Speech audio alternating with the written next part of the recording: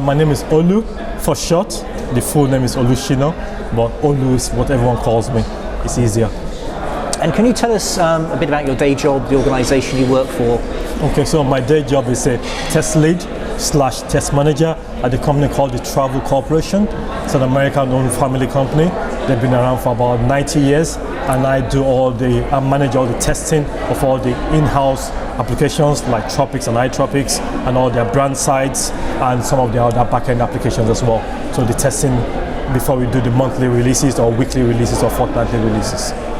And what would you say to a business who was looking at accessibility and looking at kind of increasing the accessibility of their products and their software and their apps? Should they see accessibility as a threat, as a financial burden, or should they see it as an opportunity? I think they should see it as an opportunity because, for example, for me, that I'm currently working in a travel company, we need to get to a bigger audience, and making our websites more user-friendly, more customer-focused helps us achieve that goal of getting more tours booked, getting more publicized by the public, by word of mouth, by experience, because they've loved the tour they've been on, they've loved the whole package, the communication, the tools that we provide for them on the holidays.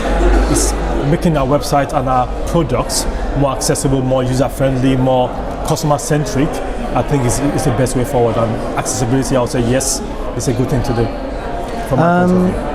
And looking at today's events, I mean, what are the sort of key takeaways that you've learned today? I think the key one that a lot of people don't think about is data ethics and ethics in testing.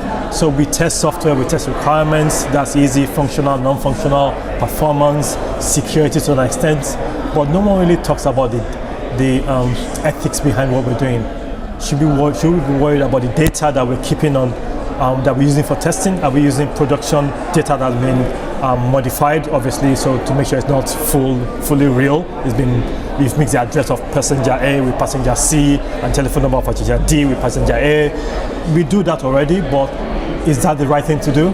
Or should we create the data from fresh? Job logs at number 5 Test Street. Do we do that? Is that a better way of doing things? Or do we use existing data that we buy from other customers or from other companies? What's the best way forward? And it's something that we haven't really thought about a lot.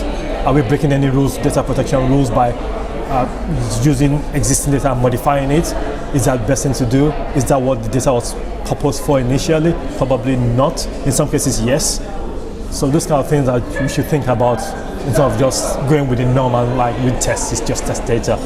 It's kind of more than test data, even though it's merged with other fake data.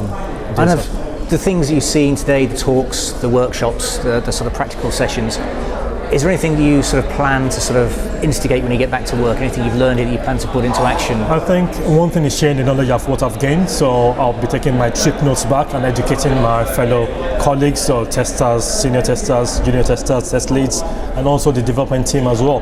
Because testing is only a part of the development process. And I need to educate the developers, the BAs, the Scrum Masters, the project managers about what we do and how we can get that better as a process, as an organization, as a team of people working on software.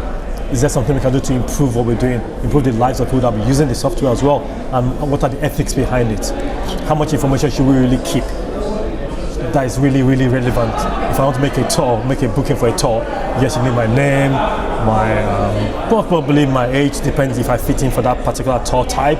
Is it for the youths or is it for the pensioners, if I might say? Maybe we need that, but do we really need to get data like what insurance company do you use? Is it really that important? If it is, why is it? And things like to be more cautious about what we're doing with the data, how we handle it, how we keep it, how we use it as well. And speaking as somebody who kind of gets their hands dirty, works with tools, works with technology, what kind of technologies are you looking forward to? What kind of advancements are you looking forward to? Tools? In terms of technologies, I'm programming languages or tools. I've worked with a lot of tools already, like the defect logging tools like Jira, automation tools like Eclipse, Selenium WebDriver, source control like SourceFree, GitHub. These are the things I use at the moment, but other tools out there that I don't use enough of, like on the Amazon cloud. There's new tools like CloudWatch, there's EC2, there are different kind of databases that you can use on the cloud. that I'm not as familiar with. I've used them once or twice on different projects, but there are also different cloud solutions like Microsoft have Azure. I've already used it in my current company, but maybe in a new company I go to, they might offer that or might want to learn that as something else to look out for. And what would you say to a colleague who was thinking about attending a BCS event? I think it's really good to attend events like this because it's not just about what you learn at your current workplace. There's more to life than just your small company or your big company. There are other ideas of how better to do things in terms of processes, in terms of tools, in terms of people's experiences and feedback from lessons they've learned, challenges they've had, how they overcame them, or they're still having and looking for solutions from you or other people. You can share ideas, you can network, you can meet people, you can grow yourself.